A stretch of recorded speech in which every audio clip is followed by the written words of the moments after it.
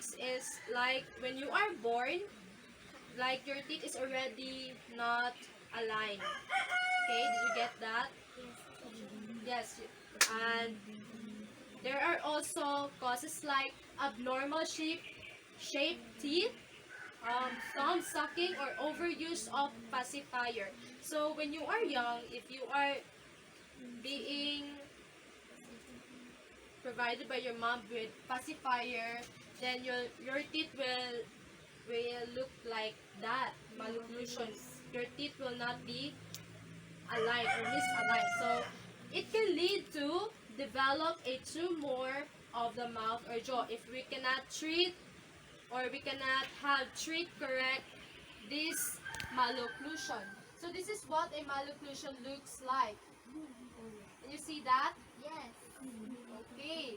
In order to prevent this malocclusion, we should get braces, Invisalign, or other corrective treatments. So as you can see, the teeth is not aligned. There are lapas. Yes, like this, oh. Okay. So for the last oral dental problem, it is called halitosis. Also known as bad breath, is a symptom in which a noticeable, unpleasant odor is present on breath. Okay, so this halitosis is also called as bad breath. Halitosis is a bad breath.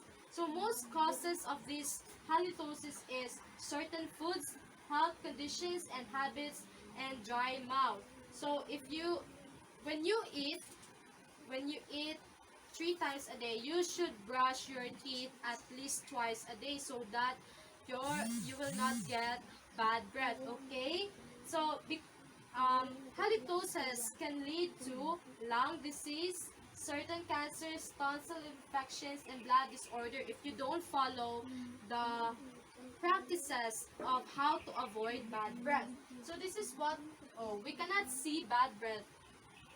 We cannot see it, but we can smell it. Okay? So, in order to prevent this, we must be consistent of having proper dental hygiene. Okay, so that is our 5 oral or dental problems. Now, let me ask you, how can you avoid these problems? How can you avoid these oral or dental problems? Okay, JD, you want to answer? You answer it. So, what will you do in order to avoid these problems? Proper oral or dental hygiene and Okay, very good. That's okay. That is why it's important for us to have prevention for these problems. Like, we should have maintenance of good oral hygiene, early intervention of oral habits, and good health practices. It is important. So we should remember these 3 guys in order to avoid oral or dental problems. Okay? So now that we already know the 5 oral or dental problems, can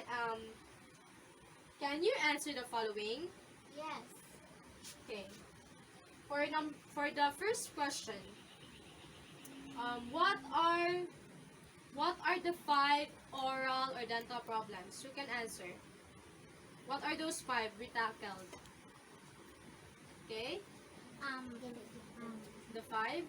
Number 1, ginger ay. Pwede naman ay.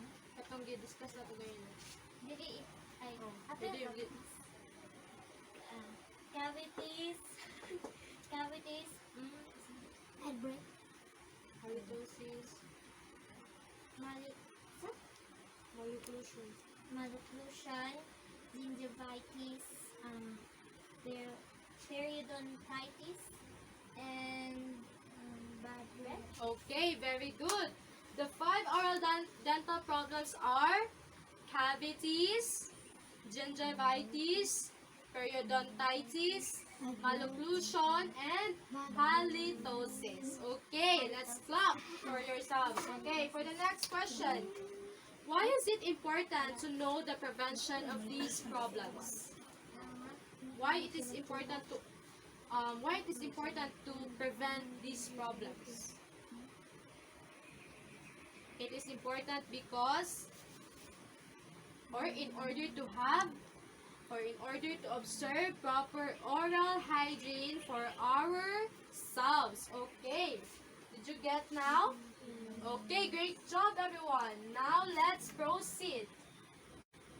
It's activity time. We will have a group activity and it is called free exploration. So in this activity, the class will be divided into 5. Each group will pick a name of a oral or dental problem from the following: the cavities, dermatitis, periodontitis, malocclusion, and halitosis. So each group will describe and tell how to prevent these problems. Okay? Did you get this? Yes. Problems. So prevent these problems in just 1 minute. You will describe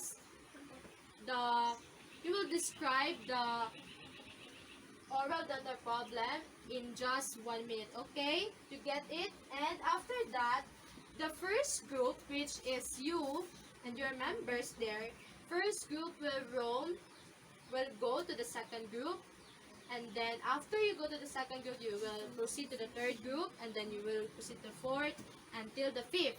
And while the second group, you will go first to the group 1, and then you will proceed to group 3, group 4, group 5, and so on. You will follow, guys, ha? Okay, you get it? So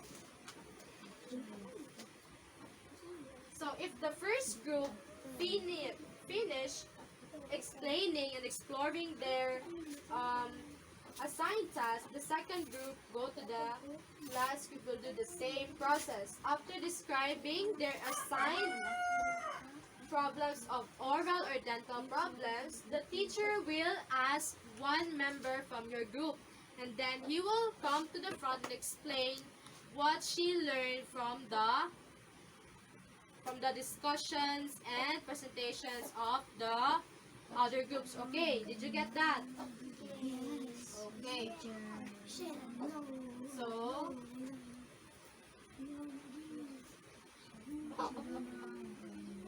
So are you ready?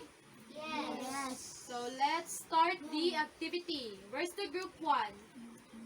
Group 1, group 2, group 3, group 4, group 5. So I have here the pictures of the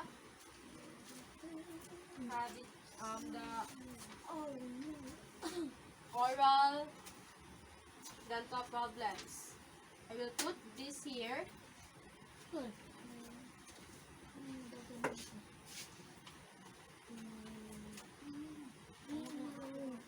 So group 1, please choose what would you like to share to your classmates or groups. Group 1, choose one. You will choose what is the name? This? You chose halitosis. Group 1, this is yours. Please tally that. Group 2, what is? Yes, what did? Malocclusion. Okay. Malocclusion. Group 3, yes. Cavities. Cavities for group 3. Group 4. Okay. Gingivitis. For the last group is periodontitis. Okay. So please, do you remember what is that? What is the meaning of that?